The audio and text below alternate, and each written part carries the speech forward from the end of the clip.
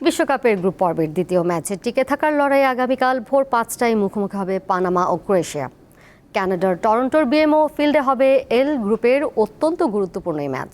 এর আগে বোস্টনের জিলেট স্টেডিয়ামে ইংল্যান্ড খেলবে ঘানার বিপক্ষে। ম্যাচ শুরু হবে রাত 2টায়।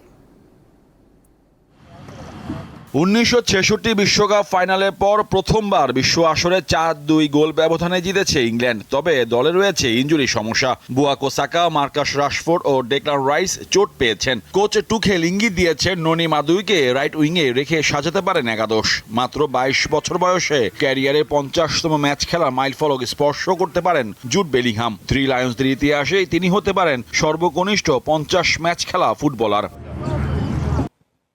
ঘানার গল্পটা অন্যরকম। পানামার বিপক্ষে প্রথমার্ধে একটিও শট নিতে পারেনি কোচ কার্লোস কুইরোজকে। তাই ইংল্যান্ডের বিপক্ষে অনেক বেশি আক্রমণাত্মক পরিকল্পনা সাজাতে হবে। 57 ম্যাচে 15টি আন্তর্জাতিক গোলের মালিক পারতে ঘানার মাঝ মাঠের প্রাণ। প্রথম ম্যাচে অবশ্য ভিসা জটিলতায় খেলতে পারেননি। আর ঘানার সবচেয়ে বিপজ্জনক অস্ত্র বোর্নমাউথ ও ম্যান সিটিতে দুর্দান্ত মৌসুম কাটানো অ্যান্তোইন সেমিনিও। ইউরোপের অন্যতম শক্তিশালী দল ক্রোয়েশিয়া নিজেদের প্রথম ম্যাচে ইংল্যান্ডের কাছে 4-2 ব্যবধানে হেরে চাপে রয়েছে। রক্ষণভাগের দুর্বলতা তাদের সবচেয়ে বড় দুশ্চিন্তার কারণ। 2018 বিশ্বকাপে রানার্স আপ এবং 2022 বিশ্বকাপে তৃতীয় স্থান অর্জন করা ক্রোয়েটদের সবচেয়ে বড় শক্তি তাদের অভিজ্ঞ খেলোয়াড়। অধিনায়ক লুকা মদ্রিচ বয়সের ভার সত্ত্বেও এখনও মাঝ মাঠের ভরসা। আন্দ্রেজ ক্রামারিচ, ব্রুনো পেটকোভিচ ছাড়াও মারিও পাশালিচ ও মাতিও কোভারচিচরাও আক্রমণভাগে গুরুত্বপূর্ণ ভূমিকা রাখতে পারেন।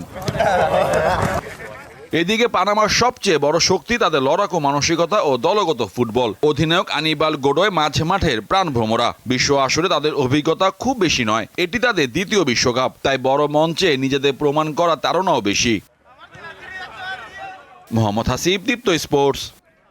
আন্তর্জাতিক মান, সেরা ফায়ার রেজিস্ট্যান্স, বিআরবি কেবলস।